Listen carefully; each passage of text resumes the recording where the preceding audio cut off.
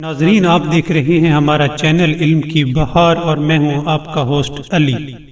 ناظرین، روایات میں ملتا ہے کہ حضرت فاطمہ فرماتی ہیں کہ ایک روز سونے سے پہلے رسول اکرم میرے پاس آئے اور کہنے لگے، اے فاطمہ، تم 4 چیزوں کو انجام دیے بغیر ہرگز نہ سویا کرو۔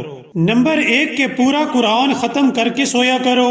دوسرا، تمام پیغمبروں کو اپنا شفیع بنا کر سویا کرو۔ تیسرا، تمام مومنین کو راضی کر کے سویا کرو۔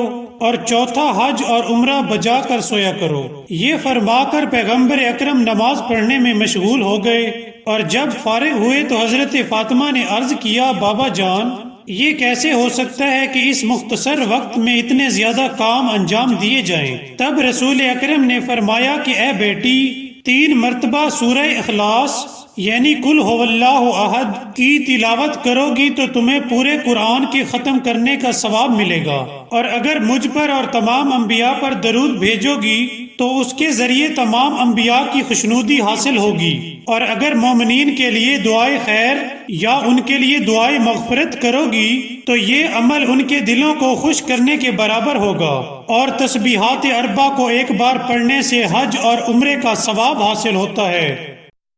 ناظرین، اگر آپ کو ہماری ویڈیو پسند آئی ہو تو سبسکرائب کرنا مت بھولیے گا۔ Thank you.